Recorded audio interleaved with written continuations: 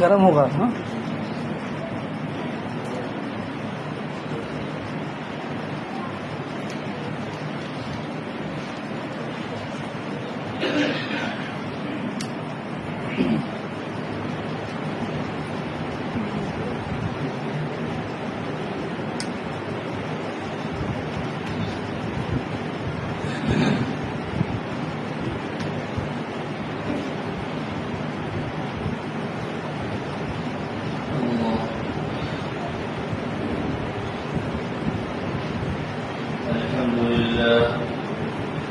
الحمد لله الذي نحمده ونستعينه ونستغفره ونؤمن به ونتوكل عليه ونعوذ بالله من شرور أنفسنا ومن سيئات أعمالنا من يهده الله فلا مضل له ومن يضلله فلا هادي له ونشهد أن لا إله إلا الله وحده لا شريك له ونشهد أن سيدنا وحبيبنا ومولانا محمدا عبده ورسوله. أعوذ بالله من الشيطان الرجيم. بسم الله الرحمن الرحيم. يا أيها الذين آمنوا إذا نودي للصلاة من يوم الجمعة فاسعوا إلى ذكر الله وذروا البيع ذلكم خير لكم إن كنتم تعلمون. فإذا قضيت الصلاة فانتشروا في الأرض وابتغوا من فضل الله واذكروا الله كثيرا لعلكم تفلحون. وقال رسول الله صلى الله عليه وسلم: من توضأ وأحسن الوضوء ثم أتى الجمعة فاستمع وأنصت غفر له ما بينه وبين الجمعة أو كما قال عليه الصلاة والسلام. درود شریف اللهم صل على محمد وعلى آل محمد كما صليت على إبراهيم وعلى آل إبراهيم إنك حميد مجيد. کرم بزرگوں اور دوستوں اور انتہائی قابل احترام دینی بھائیوں، آج 18 ذی الحجہ جمعے کا دن ہے اور آج جمعے ہی سے متعلق یوم جمعہ ہی سے متعلق چند باتیں عرض کرنی ہے. اللہ تعالی سے دعا ہے کہ اللہ ان باتوں پر مجھے بھی عمل کرنے کی توفیق عطا فرمائے اور آپ تمام حضرات کو بھی. اور رب تعالی ہمارے اجتماع کو، جمع ہونے کو، ہماری نیکیوں کو، ہماری عبادتوں کو اور جو کوشش، جو محنت جس درجے کے بھی انسان اللہ کے لیے، اللہ کی رضا حاصل کرنے کے لیے کر رہا ہے، رب تعالی اس کو قبول فرمائے. اللہ تعالی کی نظر رحمت جب کسی چیز پر پڑ جائے اور اللہ کی نظر ناز جب کسی چیز پر پڑ جائے تو اللہ تعالی اس کو شرف قبولیت عطا فرما دیتے ہیں. ایک مٹی کی چیز کو بھی ہیرا بنا دیتے ہیں. ایک ایسی چیز جسے کوئی پوچھتا نہ تھا لیکن جب رب کی نظر ناز اس پر پڑی، رب کی نظر رحمت اس پر پڑی، اللہ نے اس کو عزت دینا چاہا تو کہیں سے بھی اٹھا کر رب تعالی بلندیوں تک پہنچا دیتا ہے۔ چنانچہ اس دنیا میں ہم دیکھتے ہیں کہ اللہ تعالیٰ نے بہت ساری چیزوں کو، بہت سارے لوگوں کو، بہت سارے انسانوں کو ایک دوسرے پر فضیلت عطا کی ہے۔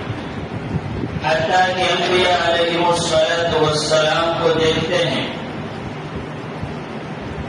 تو تمام کے تمام انبیاء اللہ کے برگزیدہ بندے ہیں، اللہ کے مقربین میں ہیں، لیکن انبیاء علیہ السلام میں سے بھی اللہ نے کچھ کو منتخب فرمایا اور ان کو آسمانی کتاب عطا کی۔ چنانچہ حضرت سیدنا موسیٰ علیہ السلام کو تورات دی، سیدنا عیسیٰ علیہ السلام کو زبور دی، اور سیدنا داؤد علیہ السلام کو زبور دی، حضرت سیدنا عیسیٰ علیہ السلام کو انجیل دی، اور ہمارے اور آپ کے آقا تاجدار مدینہ احمد مصطفیٰ محمد مصطفیٰ صلی اللہ علیہ وسلم کو قرآن کریم سے سرفراز فرمایا۔ اسی طرح انبیاء میں سے 4 رسولوں کو اللہ نے خاص فضیلت عطا کی، اپنا خاص قرب عطا کیا۔ سیدنا موسیٰ علیہ السلام کو کلیم اللہ بنایا، سیدنا عیسیٰ علیہ السلام کو روح اللہ بنایا، اور سیدنا ابراہیم علیہ السلام کو خلیل اللہ بنایا، اور ہمارے آقا صلی اللہ علیہ وسلم کو حبیب اللہ بنایا۔ پھر ان چاروں میں بھی اگر دیکھا جائے تو سب سے زیادہ فضیلت حضور نبی کریم علیہ السلام کی۔ اللہ کو حضور نبی کریم علیہ السلام سے کیسی محبت ہے۔ اسی طرح انبیاء علیہ السلام کے بعد صحابہ کرام کی جماعت کو دیکھیں تو صحابہ کرام کی ساری جماعت، ہر صحابی فضیلت رکھتا ہے۔ اللہ نے ان کے لیے اپنی رضا کا اعلان کر دیا، اپنی خوشنودی کا اعلان کر دیا، اور بعد میں آنے والا اگر کہ ان سے زیادہ اعمال میں بڑھ جائے لیکن درجے میں ان تک نہیں پہنچ سکتا۔ ایک صحابی نے صرف مثلا ایک حج اور عمرہ کیا اور بعد میں آنے والے نے 90 کر لیے، 80 کر لیے، تو یہ نہیں ہوگا کہ 80 اور 90 کرنے والا صحابی کے مقام تک پہنچ جائے، صحابی کے درجے پر پہنچ جائے۔ کیوں؟ اس لیے کہ وہ نظر رحمت جو حضور علیہ السلام کی صحابی پر پڑی ہے، ہم اعمال کتنے کر لیں لیکن وہ نظر کہاں سے لائیں گے؟ وہ نظر کہاں سے لائیں گے؟ ایمان کی حالت میں حضور کی نظر پڑ گئی، ایمان ہی پر انتقال ہو گیا، تو ایک مرتبہ ایک نظر مومن پر پھر وہ ایمان کی حالت میں ہی انتقال کر جاتا ہے۔ حضور نبی کریم علیہ السلام کی جس پر پڑ گئی، بعد میں آنے والا چاہے مجاہدات میں اس سے بڑھ جائے، اعمال میں اس سے بڑھ جائے، مقدار میں اس سے بڑھ جائے، لیکن وہ ایک ادنا سے، بلکہ ادنا میں سارے ہی اعلیٰ درجے پر ایک چھوٹے صحابی کے مقام کو بھی حاصل نہیں کر سکتا۔ تو تمام کے تمام صحابہ کی اتنی فضیلت ہے، لیکن ان میں سے بھی اللہ نے 4 کو منتخب فرمایا۔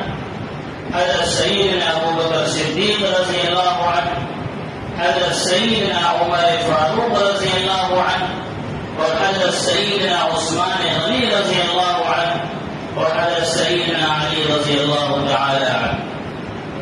پھر ہم مہینوں کو دیکھے، مہینوں میں سے بھی اللہ نے 4 کو منتخب کیا۔ ایام کو دیکھے تو 4 ایام ایسے ہیں کہ ان کے برابر دوسرے کے نہیں، ان میں سے یوم عرفہ ہے، یوم الفطر ہے، یوم الاضحیٰ ہے، یوم الجمعہ ہے۔ راتوں کو دیکھے تو اللہ تعالیٰ نے 4 راتوں کو فضیلت عطا فرمائی ہے۔ شب برات ہے، شب قدر ہے، شب عید ہے، شب جمعہ ہے۔ تو اللہ نے یہاں پر بھی 4 کو منتخب فرمایا۔ تو اللہ تعالیٰ خالق ہے، مالک ہے، وہ جو چاہتا ہے کرتا ہے، جسے چاہتا ہے فضیلت عطا فرما دیتا ہے۔ حتیٰ کہ انبیاء علیہم السلام نے بھی ایک کو دوسرے پر فضیلت دے دی، صحابہ کرام نے بھی ایک کو دوسرے پر فضیلت دے دی اور بعد میں بھی۔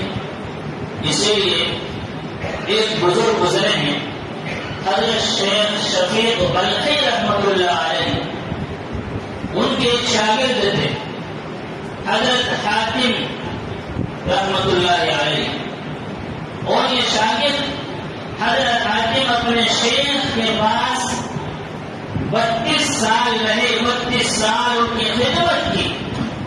ایک دن شیخ شفیق بلخی رحمۃ اللہ علیہ نے ان سے دریافت کیا کہ آپ میرے پاس 32 سال رہے ہیں، تو آپ نے کیا سیکھا ہے؟ 32 سال میں آپ نے کیا سیکھا ہے؟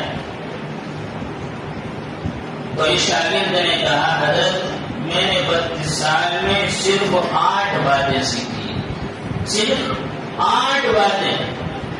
تو استاد اور شیخ نے ناراضگی کا اظہار فرمایا اور کہا 32 سال تم رہے، اپنی زندگی کا قیمتی سرمایہ تم نے میری خدمت میں گزارا اور تم نے صرف 8 ہی باتیں سیکھی۔ شاگرد نے کہا سن لیجیے وہ کیا ہے؟ کہا سناؤ۔ تو فرمایا پہلی چیز یہ ہے کہ میں نے دنیا میں لوگوں کو دیکھا کہ ہر ایک کسی نہ کسی کو اپنا محبوب بناتا ہے، ہر ایک کسی نہ کسی سے محبت رکھتا ہے، کسی نہ کسی کو اپنے دل میں جگہ دیتا ہے، اور وہ قبر تک ساتھ جاتا ہے، واپس آ جاتا ہے۔ جب انتقال ہوگا تو ہم قبر میں جائیں گے تو ہمارے جو محبوب تھے، ہم نے جن کو دل میں جگہ دی تھی، وہ ہمارے قبر تک ساتھ جا سکتے ہیں، پھر ہم قبر میں اور وہ واپس چلے جائیں گے۔ تو فرمایا کہ پہلی چیز جو میں نے دیکھی کہ ہر ایک کسی نہ کسی سے محبت کرتا ہے، کسی نہ کسی چیز کو اپنا محبوب بناتا ہے، لیکن وہ قبر تک ساتھ جاتی ہے اور پھر واپس آ جاتی ہے۔ تو میں نے دیکھا ایسی کون سی چیز ہے کہ جس سے میں محبت کروں اور وہ میرے مرنے کے بعد میری قبر میں بھی میرے ساتھ جائے۔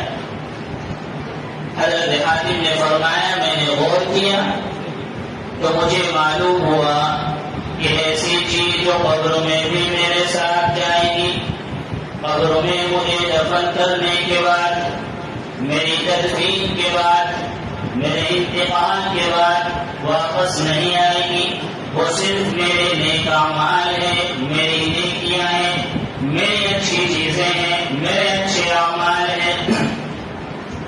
تو میں نے دیکھا کہ لوگ کسی نہ کسی سے محبت کرتے ہیں، لیکن قبر میں جانے کے بعد وہ سب واپس آتے ہیں۔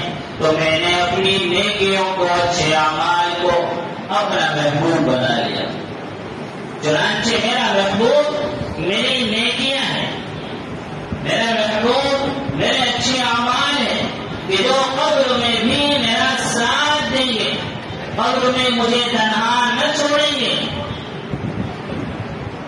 یہاں یہ سمجھنا ضروری ہے کہ وہ محبتیں جو شرعی اعتبار سے جائز ہے وہ بھی نیکی ہے۔ انسانی جب کہا جائے نیکی تو ذہن میں آتا ہے تھوڑا سا ذکر و اذکار کر لے، نفلیں پڑھ لے، صرف وہی نیکی نہیں۔ جو حضور علیہ الصلوۃ والسلام سے جو چیزیں ثابت ہیں، جس طرح بھی وہ سب کرنا، وہ سب نیکیاں ہیں۔ بیوی سے محبت یہ نیکی کی چیز ہے، جب تک ناجائز تک نہ پہنچائے، اس کے کہنے میں آ کر کوئی ناجائز کام نہ کیا جائے، یہ بھی ایک بڑی اچھی چیز ہے، بڑے اعلیٰ درجے کی چیز ہے، جن میں اللہ کی فرما برداری اور اطاعت ہے۔ بچوں سے محبت یہ فطری طور پر اللہ تعالیٰ نے والد کے دل میں ڈال دی، اولاد کے دل میں ماں باپ کی محبت یہ فطری طور سے ڈال دی، لیکن ان تمام محبتوں پر حضور علیہ السلام کی محبت غالب ہو۔ چنانچہ فرمایا کہ تم میں سے کوئی بھی اس وقت تک کامل مومن نہیں ہو سکتا جب تک کہ میری محبت تمام چیزوں پر غالب نہ جائے، وہ مجھ سے سب سے زیادہ محبت کرنے والا نہ بن جائے۔ تو حضرت حاتم نے فرمایا کہ پہلی چیز جو میں نے سمجھی، میں نے دیکھا کہ میں اپنا محبوب اپنی نیکیوں کو بناؤں، اپنے اچھے اعمال کو بناؤں۔ چنانچہ میں نے صحیح اس کے علاوہ 7 چیزیں اور، اس میں سے مجھے صرف ایک چیز اور بیان کرنی، پھر موقع ہوگا تو 8 کی 8 چیزیں بیان کی جائے گی۔ آج اصل جمعے کے موضوع پر بات کرنی تھی، ایک چیز بیان کرنی جو اس سے متعلق کہ اللہ تعالیٰ ایک کو دوسرے پر فضیلت دیتا ہے، اللہ کی مرضی۔ چنانچہ انہوں نے فرمایا کہ میں نے دیکھا لوگ ایک دوسرے سے حسد کرتے ہیں، جلن کرتے ہیں، کسی کو اونچے درجے پر دیکھا تو جلن شروع ہو گئی۔ اور اس میں بھی عجیب حال ہے کہ جو جتنا قریبی ہوگا اس سے اتنی زیادہ حسد اور جلن، یعنی باہر والا ترقی کرے کوئی مسئلہ نہیں، لیکن اپنے پڑوس کا، اپنے جاننے والا، اپنے اعزا، اپنے اقربا، اپنے رشتے داروں میں سے اگر کوئی آگے بڑھتا ہے، اللہ اسے نوازتا ہے، عزت سے نوازے، مال سے نوازے، نیکی سے نوازے، منصب سے نوازے، تو لوگ اس سے حسد کرنے لگتے ہیں، لوگ جلنے لگتے ہیں۔ دیکھ دیکھ کر حسد ہو رہا ہے، اور اس کو اتنا مال دے دیا تو بھائی مال دینے والا ٹوٹے اللہ ہے، تو حسد کر کے اللہ سے لڑائی کر رہا ہے، کیا تجھے کچھ فائدہ ملے گا؟ کسی کو اللہ نے اور اچھی چیز عطا فرما دی، اچھا رشتہ عطا فرما دیا، تو بھی لوگ حسد کر رہے ہیں۔ اللہ نے جائز طریقے سے کسی کا اچھا مکان بنوا دیا، لوگ پھر بھی حسد کر رہے ہیں، جلن کر رہے ہیں۔ اللہ نے کوئی مقام اور مرتبہ دے دیا، پھر حسد اور جلن کر رہے ہیں۔ یہ حسد اور جلن کیوں؟ دینے والا تو اللہ ہے، دینے والا اللہ ہے، اسے کوئی ٹال نہیں سکتا۔ تمہارے حسد کرنے سے، جلن کرنے سے وہ ختم نہیں ہو سکتے۔ انہوں نے فرمایا کہ میں نے دیکھا لوگ ایک دوسرے پر دنیا میں حسد کرتے ہیں، جلن کرتے ہیں، کسی کو مقام اور مرتبہ مل جائے تو جلنے لگتے ہیں۔ میں نے قرآن کی آیت دیکھی، قرآن میں رب الجلال نے فرمایا نحن قسمنا بينهم معيشتهم في الحياة الدنيا، ہم نے یہ تمہارے درمیان، لوگوں کے درمیان روزی معاش کو ہم نے تقسیم کیا ہے۔ یعنی تقسیم کرنے والا اللہ ہے، زیادہ دینے والا، تھوڑا دینے والا، کم دینے والا، کثیر دینے والا ہے، وہ اللہ ہے۔ تو قرآن میں اللہ نے فرما دیا ہم نے تقسیم کیا ہے، اور تو میں نے سمجھ کے دینے والا اللہ ہے۔ کسی کو اللہ کیا دے رہا، مجھے جلنے کی ضرورت نہیں ہے، مجھے حسد کرنے کی ضرورت نہیں ہے۔ اسی کی آگے فرمایا پھر اللہ نے قرآن میں ہے وَرَفَعْنَا بَعْضَهُمْ فَوْقَ بَعْضٍ دَرَجَاتٍ، اور ہاں ہم نے ایک کو دوسرے پر فضیلت بھی دی ہے، بعض کو بعض پر فضیلت بھی دی ہے، بعض کا درجہ اونچا کر دیا، بلند کر دیا، اچھا منصب اس کو دے دیا۔ تو یہ دینے والا بھی اللہ فرماتا ہے کہ میں ہوں، میں دے رہا ہوں، کسی کو عزت دے رہا ہوں، میں دے رہا ہوں، روزی دے رہا ہوں، میں دے رہا ہوں۔ تو جلنے والا کون؟ دینے والی ذات اللہ کی۔ تو فرماتے حضرت حاتم کہ میں نے دیکھا یہ آیت پڑھی تو اس دن سے میرے دل سے ہر طرح کا حسد اور جلن ختم ہو گیا، کوئی فائدہ نہیں ہے۔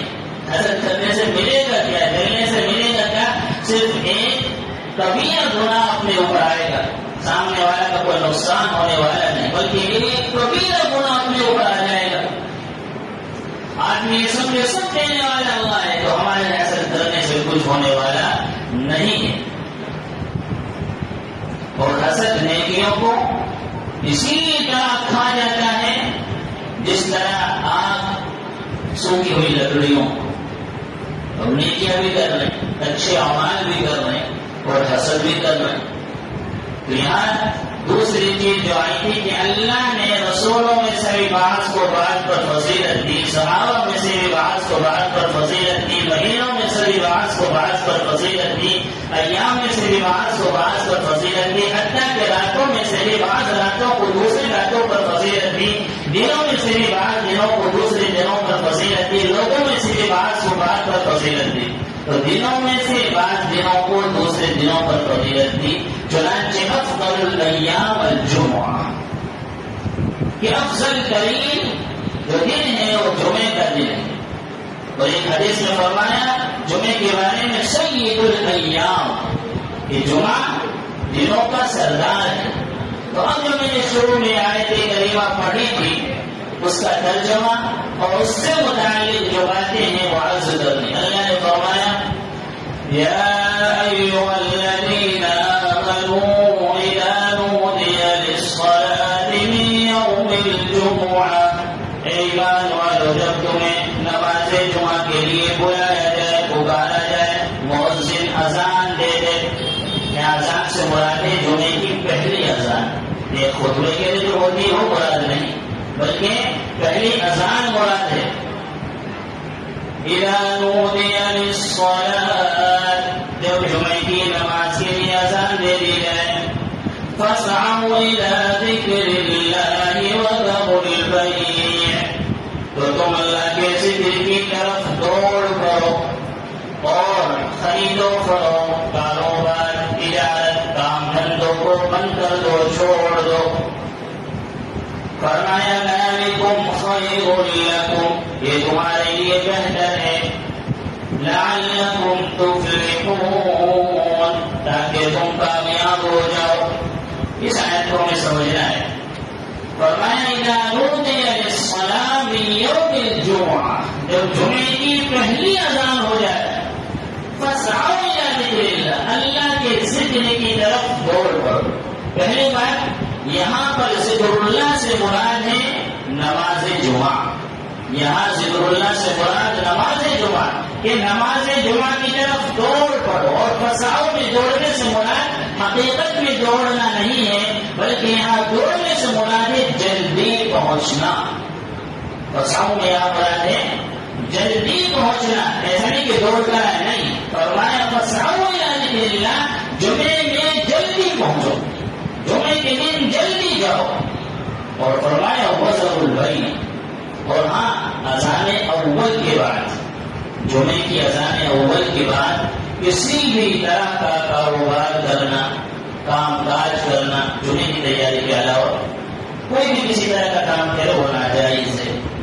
جمعے کی اذان اول کے بعد نماز جمعہ کی تیاری کے علاوہ کوئی دوسرا کام کرنا یہ جائز نہیں ہے. قرآن میں صاف صاف اللہ نے فرمایا. لیکن اذان جمعہ کے بعد جمعے کی تیاری والے جو کام ہیں وہ کر سکتے ہیں. مثلا کسی کے بالوں میں کنگھی کرنا رہے نا، نہا لیا تو کنگھی کر کے آ سکتا ہے. کپڑے نہیں بدلے، نہایا نہیں ابھی تو نہا کے آ سکتا ہے. یعنی جمعے کی تیاری والے کام اذان جمعہ کی جو اذان اول ہے اس کے بعد جمعے کی تیاری والے کام کر سکتا ہے، دوسرا کام نہیں کر سکتا. یہ ناجائز ہے. اور اللہ نے صاف صاف بیان فرمایا وذروا البیع، کہ تم اپنے کام دھندوں کو اذان سن کر چھوڑ دو. اب تمہارے لیے جائز نہیں ہے، یہ صحیح نہیں ہے. اس آیت کریمہ میں اللہ نے دو حکم دیے. پہلا حکم کہ تم نماز جمعہ کے لیے جلدی آؤ، اور دوسرا حکم ساتھ ساتھ میں فرمایا کہ اس وقت میں 8-9 گھنٹے کا وقت ہوتا ہے جس میں کوئی دوسرا کام نہ کرو. یہ صحیح نہیں ہے. آنا واجب ہے، کسی دوسرے کام میں لگنا ناجائز ہے. ہاں اگر کوئی گھر سے چل کر آ رہا ہے اور چلتے چلتے چلتے کوئی معاملہ کر رہا ہے کہ جو اس کی مشی میں، چلنے میں رکاوٹ نہیں بن رہا، وہ کر سکتا ہے. مثلا گھر سے نکلا اور گھر سے نکل کر کوئی ساتھی مل گیا اور اس ساتھی کے ساتھ بات کرتے کرتے مسجد میں آ رہا ہے. اس دوران اگر چلتے چلتے کوئی معاملہ کر رہا ہے وہ تو صحیح رہے گا. لیکن کسی دوسری چیز کے لیے رک جانا، اپنا ٹائم لگانا یہ صحیح نہیں ہے۔ قرآن میں اللہ نے اس سے بڑا فرمایا۔ اب کوئی کہے 1 گھنٹے کا ہمارے کاروبار کا کیا ہوگا، ہمارا تو بڑا نقصان ہو جائے گا۔ اللہ نے فرمایا اے میرے بندو سنو، ذالکم خیر لکم، تم نہیں جانتے میں جانتا ہوں، روزی دینے والا میں ہوں، سکون دینے والا میں ہوں، ساری چیز میرے قبضے قدرت میں ہے، ساری چیز میرے قبضے میں ہے، میری طاقت میں ہے۔ تو فرمایا نہیں، اس سے تمہارا نقصان نہیں ہوگا، پھر کیا ہوگا؟ یہ تمہارے لیے بہت بہتر چیز ہے۔ ذالکم خیر لکم، خیر کا لفظ استعمال فرمایا ہے، اور خیر بہت جامع لفظ ہے، بہت جامع لفظ ہے۔ اللہ تعالیٰ روزی تو دے گا ہی، بڑھائے گا بھی، اور اس کے ساتھ ساتھ مزید عطا فرمائے گا۔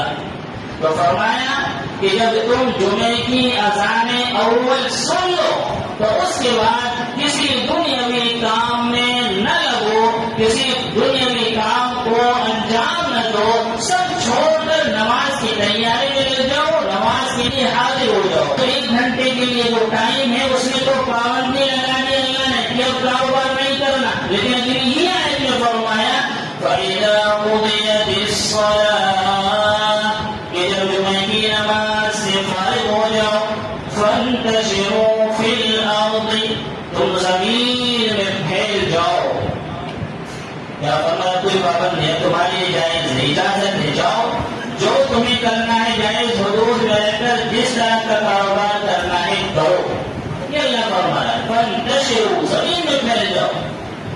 اور پھر فرمایا وَاذْكُرُوا اللَّهَ كَثِيرًا، اے میرے بندو جب تم کام کرو، تجارت کرو، کوئی معاملہ کرو تو مجھے مت بھولنا، مجھے مت بھولنا۔ اذکروا اللہ، کام کرتے ہوئے، تجارت کرتے ہوئے، لین دین کرتے ہوئے، معاملات کرتے ہوئے، ایک دوسرے سے بات چیت کرتے ہوئے، چیزیں بیچتے ہوئے، خریدتے ہوئے تم مجھے نہ بھولنا۔ نہ بھولنا یعنی اللہ کے حکم کے خلاف نہ کرنا، اور دوسرے ٹائم ملا ہے بیٹھے تو کچھ ذکر کر لیا۔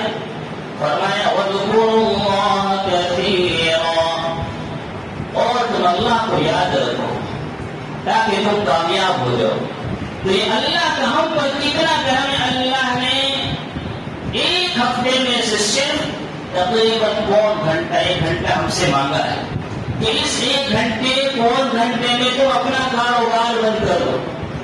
حالانکہ بنی اسرائیل کا تو پورا دن، جو بار کا دن تھا، پورے دن کاروبار تجارت پر پابندی تھی، لیکن اللہ کا امت مسلمہ پر انعام ہے، اکرام ہے اور بڑا فضل ہے۔ اللہ نے فرمایا یہ میرے محبوب کی امت ہے، یہ میرے محبوب کی امت ہے، مجھے حضور صلی اللہ علیہ وسلم سے بڑی محبت ہے۔ اس امت کے ساتھ بھی اللہ کا بڑا کرم کا معاملہ ہے، بہت کرم کا معاملہ ہے۔ تو بتائیے کہ یہود بنی اسرائیل اللہ نے پورے دن کے لیے بندش لگا دیتی، لیکن اس امت سے صرف آج سے 1 گھنٹہ مانگا پورے ہفتے میں کہ اس میں آپ کاروبار نہ کرو، بس اللہ کے ذکر میں لگ جاؤ، اللہ کے ذکر کی طرف دوڑ پڑو۔ تو میرے دوستوں بزرگوں، یہ جمعے کا دن بڑی فضیلت کا دن ہے، بڑی اہمیت کا دن ہے۔ یہ جمعے کا دن وہ دن ہے کہ جس میں اللہ تعالیٰ نے سیدنا آدم علیہ السلام کا پتلا بنایا۔ جمعہ کا دن وہ دن ہے کہ جس دن اللہ تعالیٰ نے سیدنا آدم علیہ السلام کے جسم کے اندر روح ڈالی ہے، اور جمعے کا دن ہی وہ دن ہے کہ جس دن اللہ تعالیٰ نے فرشتوں کو حکم دیا کہ تم آدم علیہ السلام کو سجدہ کرو، اور جمعے کا دن ہی وہ دن ہے کہ جس دن اللہ تعالیٰ نے سیدنا آدم علیہ السلام کو جنت میں داخل فرمایا، اور جمعے کا دن ہی وہ دن ہے کہ جس دن اللہ تعالیٰ نے سیدنا آدم علیہ السلام کو جنت سے اس زمین پر اتارا، اور جمعے کا دن ہی وہ دن ہے کہ جس دن سیدنا نوح علیہ السلام کی کشتی طوفان جو آیا اس طوفان سے بچ کر کنارے پر لگی، اور جمعے کا دن ہی وہ دن ہے کہ جس دن حضرت سیدنا ابراہیم علیہ السلام کو اللہ تعالیٰ نے نمرود کی آگ سے باہر نکالا، اور جمعے کا دن ہی وہ دن ہوگا جب قیامت قائم ہوگی، جمعے کا دن ہی وہ دن ہوگا جب میدان محشر تو جمعے کے دن یہ شروع ہی سے بڑی فضیلت رکھتا ہے، بڑی فضیلت جمعے کے دن کی ہے۔ چنانچہ شروع میں نے ایک حدیث شریف پڑھی، حضور نبی کریم علیہ الصلوۃ والسلام نے ارشاد فرمایا کہ جس آدمی نے وضو کیا اور اچھی طرح وضو کیا، وضو کے جو سنت مستحبات ہے ان کو ادا کیا، اور اس کے بعد وہ جمعے کے لیے آتا ہے، خطبہ غور سے سنتا ہے، خاموش بیٹھتا ہے، تو اللہ کے پیارے نبی صلی اللہ علیہ وسلم نے ارشاد فرمایا کہ دو جمعہ کے درمیان جو اس کے گناہ صغیرہ ہے اللہ تعالیٰ ان کو معاف فرما دیتا ہے، اللہ ان کو معاف فرما دیتا ہے۔ کتنی بڑی فضیلت ہے۔ بلکہ میرے ذہن میں آیا جو ہمارے جمعہ ہے وہ بھی بیان کر دیا گیا، مختصر سے، بہت مختصر سے، ہلکی سی توجہ دیں گے بڑا جو ثواب ملے گا۔ مشکات شریف کی شرح مرقات میں ملا علی قاری رحمۃ اللہ علیہ نے فرمایا جو جمعے کے دن صبح جلدی اٹھے، یعنی اور دنوں میں جو فجر سے پہلے اٹھ رہا ہے جمعے کے دن تھوڑا اس سے پہلے اٹھ جائے لیکن فجر میں تو لگتا ہے کہ 1.5 سفر معلوم نہیں اٹھنا کب ہو جائے، وہ روزی ملنے کا بھی ٹائم ہے، دعا کرنے کا بھی ٹائم ہے، اللہ کی خصوصی توجہات اس وقت ہوتی ہے، لیکن ہم مسلمانوں کی گھر ایسا معلوم ہوتا ہے جیسے اس وقت ہم قبرستان میں آئے، جیسے قبر میں لوگ سوتے رہتے ہیں نا، کہیں سے کوئی آواز نہیں۔ ایک زمانہ ہوا تھا کہ جب مسلمانوں کے محلے سے گزرتے تو گھر میں ہر فرد قرآن کی تلاوت کر رہا ہے، فجر سے پہلے، فجر کے بعد قرآن کریم پڑھ رہا ہے، قرآن کی تلاوتوں کی آواز آ رہی ہے، لیکن بڑے افسوس کی بات ہے کہ ہم نے قرآن کو ایسا چھوڑا، نماز کو ایسا چھوڑا، اور ہمیں ذرہ برابر بھی اس کا افسوس نہیں۔ قرآن کی تلاوت کو کتنے دن ہو جاتے ہیں۔ بہرحال تو فرمایا کہ اعمال جو ان پر عمل کرے گا اللہ تعالیٰ 1 سال کے نفل روزوں اور 1 سال کی نفل نماز کا ثواب ہر قدم پر عطا فرمائے گا۔ یعنی جب وہ اپنے گھر سے وضو کر کے نکلے گا تو گھر سے مسجد تک جتنے قدم ہوں گے ہر قدم پر اللہ تعالیٰ 1 سال کی نفل نماز اور 1 سال کے نفل روزوں کا ثواب عطا فرمائے گا۔ اور یہ کہاں لکھا ہے؟ مشکات شریف جو بہت معتبر کتاب ہے حدیث میں، 7ویں سال عالمیت میں پڑھائی جاتی ہے، بڑی کتاب ہے، اس کی شرح ملا علی قاری رحمۃ اللہ علیہ نے مرقات المفاتیح کے نام سے لکھی ہے۔ اس میں پہلی چیز کہ جمعے کے دن اور دنوں سے پہلے اٹھے، اور دوسری چیز غسل کرے، اچھے کپڑے پہنے، خوشبو لگائے، اور پیدل مسجد چل کر آئے۔ پیدل چلنے کا مطلب یہ کہ سواری پر نائب قریب ہو، الگ گنجائش آ سکتا ہے۔ ہمیں شریعت نے ایسی چیزوں کا مبلغ نہیں بنایا کہ جو ہماری قدرت سے باہر ہے، لیکن اس کا مطلب یہ بھی نہیں کہ جیسے ہم اپنے اوپر تھوڑا بھاری سمجھے اسے کرنا چھوڑ دیں، نہیں، ہمیں ایسی چیزوں کا مبلغ نہیں بنایا جو ہمارے لیے بھاری ہو۔ پیدل کا مطلب قریب ہوئے، پیدل آ سکتا ہے تو سواری پر نہ آئے، مسجد جلدی آنے کی فکر کرے، امام کے قریب، ممبر کے قریب بیٹھنے کی کوشش کرے، خطبہ غور سے سنے، اور خطبے کے درمیان کوئی لغو کام نہ کرے، لہو لعب کا کام نہ کرے۔ تو فرمایا کہ جو ان اعمال پر عمل ہائی بات اس میں رہ گئی، اور اگر بعد میں آیا ہے تو لوگوں کو فاندتے ہوئے آگے بڑھنے کی کوشش نہ کرے، لیکن یہ تب بھی جبکہ آگے جگہ خالی نہ چھوڑی ہو، اور اگر آگے جگہ خالی ہے تو ان کی غلطی ہے جو آگے بیٹھنے ہیں، پہلے جگہ کیوں خالی چھوڑی ہے؟ جو پہلے جگہ تھی پہلے پور کر لیتے۔ تو اس میں یہ ہے کہ اگر بعد میں آیا ہے تو جہاں جگہ ملے وہاں بیٹھ جائے، لوگوں کی گردنوں کو پھاند کر آگے نہ بڑھے۔ کیوں؟ گردنوں کو پھاند کر اگر آگے آئیں گے ہو سکتا ہے کسی کو تکلیف ہو، تو تکلیف دینا حرام ہے، اس سے بھی منع فرمایا۔ تو فرمایا کہ جو ان اعمال پر عمل کر لے گا، اور کرتے نہیں، بس تھوڑی سی توجہ کی ضرورت ہے، تھوڑی سی ہلکی سی توجہ کی ضرورت ہے، جو اس پر عمل کرے گا تو فرمایا کہ 1 سال کے نفل روزوں کا ثواب ہر قدم پر ملے گا۔ ایک سال کے نفل نمازوں کا ثواب ہر قدم پر ملے گا. تو یہ جمعے کے دن کی فضیلت ہے.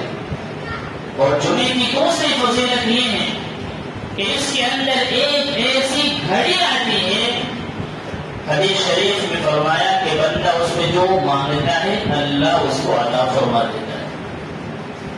اس میں ایک ایسی گھڑی آتی جمعے میں، اور یہ 100% کنفرم ہے. ہاں وہ ایسی گھڑی ہے، اس گھڑی میں جو مانگا جائے گا اللہ عطا فرما دے گا.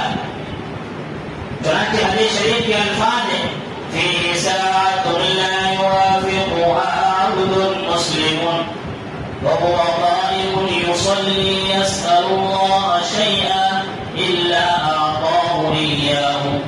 اللہ کے رسول صلی اللہ علیہ وسلم نے ارشاد فرمایا کہ جمعے کے دن میں ایک ایسی گھڑی ہے کہ جو مسلمان بندہ اس کو پائے، وہ کھڑا ہو، نماز پڑھ رہا ہو، اللہ سے مانگ رہا ہو، دعا کر رہا ہو اس گھڑی میں، تو اللہ سے جو مانگ رہا ہے اللہ اسے وہی عطا فرما دیتا ہے. یہ گھڑی آتی ہے جمعے کے دن، لیکن کس وقت ہے، کب ہے، یہ معلوم نہیں. البتہ بعض علماء نے کچھ اوقات بتائے ہیں. پہلا قول ہے کہ امام کے منبر پر خطبے کے لیے چڑھنے کے بعد سے نماز مکمل ہونے تک اس وقت جو بھی دعا مانگی جائے اللہ قبول کرے گا. یعنی اس وقت میں وہی گھڑی آئے گی، کب آئے گی اس میں بھی معلوم نہیں، لیکن دعا کریں تو آواز سے نہیں، زبان سے نہیں، دل ہی دل میں دعا کریں. یعنی خطبے کے بعد بولنا، حتیٰ کہ یہاں تک منع فرمایا کوئی غلطی کر رہا ہے تو غلطی کرنے والے کو بھی خطبہ سننے والا نہ ٹوکے نہ روکے. تو اس دوران دعا مانگے، لیکن دعا قلب میں ہو، دل ہی دل سے ہو، نہ تو آواز سے ہو نہ زبان ہلا کر ہو، بلکہ دل ہی دل میں اللہ سے مانگے، اللہ قبول کرے گا. دوسرا قول کہ جب امام دو خطبوں کے درمیان بیٹھتا ہے تو کھڑی ہے کہ اللہ قبول فرما دے. یہ دوسرا قول ہے. ہو سکتا ہے کوئی جس کے علاوہ وہ کھڑی ہو. تو جناب دو خطبوں کے درمیان بیٹھتا ہے تو ہمیں چاہیے ہم دل ہی دل میں اللہ کی طرف متوجہ ہو جائے اور متوجہ ہو کر اللہ سے مانگے. یہ قبولیت کا وقت ہے، یہ قبولیت کی گھڑی ہے، ادھر ادھر دیکھنے کی نہیں. تو دوسرا کوئی ہے. اور تیسرا کہ جمعے کے دن عصر کی نماز کے بعد سے لے کر غروب آفتاب تک اس وقت میں کبھی بھی وہ گھڑی ہو سکتی ہے. اب یہ سوال پیدا ہوتا ہے کہ اس کو بیان کیوں نہیں کیا گیا، یعنی یہاں بھی ہے، یہاں پورے دن میں ہے گھڑی، لیکن کب ہے کس وقت ہے یہ معلوم نہیں ہے. اس لیے کہ جو چیز بڑی عظیم الشان ہوتی ہے، بڑی فضیلت والی ہوتی ہے، جس کا مقام بڑا اونچا ہوتا ہے، جس کی حیثیت بڑی ہوتی ہے، تو اس کو ذرا چھپا کر ہی رکھا جاتا ہے. سونا چاندی کو ویسے نہیں دیکھ دیتا، بڑی حفاظت سے رکھتا ہے، بڑی حفاظت سے رکھتا ہے. تو یہ بھی اللہ کے یہاں اس گھڑی کی چونکہ بڑی اہمیت ہے. جیسے شب قدر ہے رمضان کے اخیر راتوں میں، تو ہو سکتا ہے کسی بھی رات میں ہو جائے تمام راتوں میں، لیکن متعین دیکھیے کس رات میں ہوگی.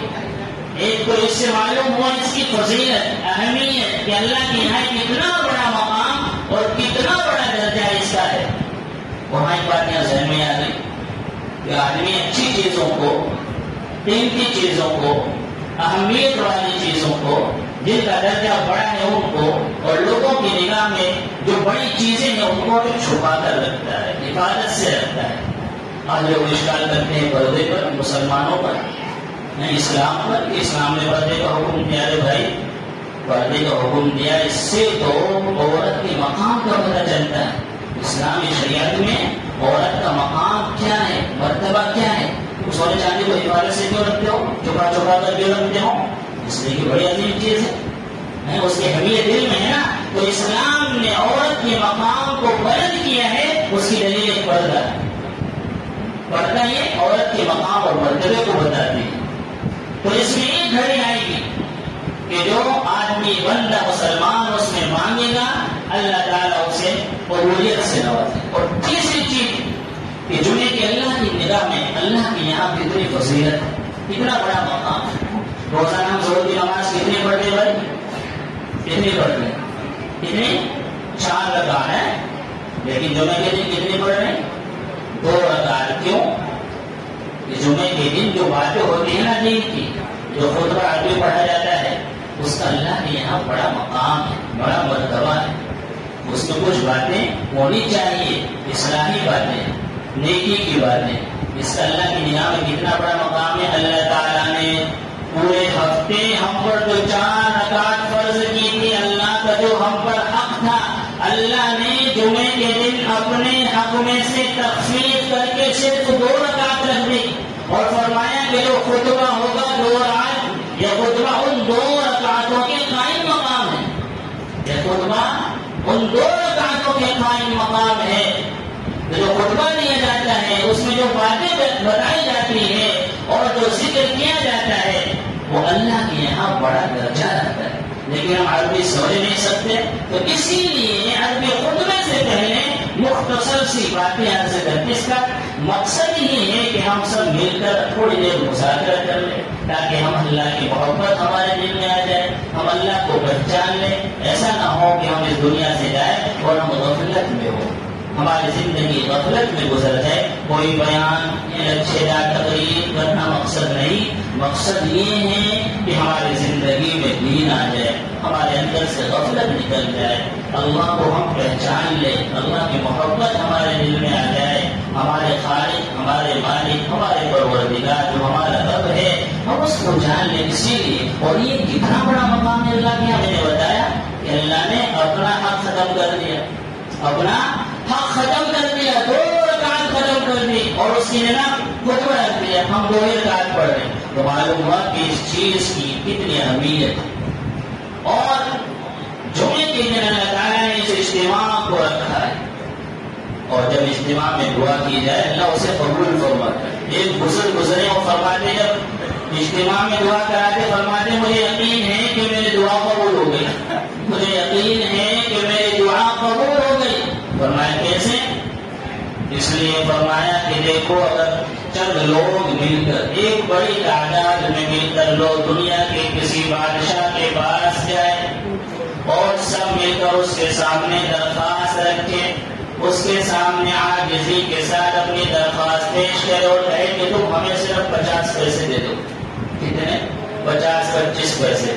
اور اتنے سینکڑوں لوگ مل کر اس دنیا کے آدمی بادشاہ کے پاس جائے اور اپنے سب مل کر درخواست رکھ لیں عاجزی کے ساتھ کہ تم ہمیں کیا دے دو؟ 50 پیسے دے دو۔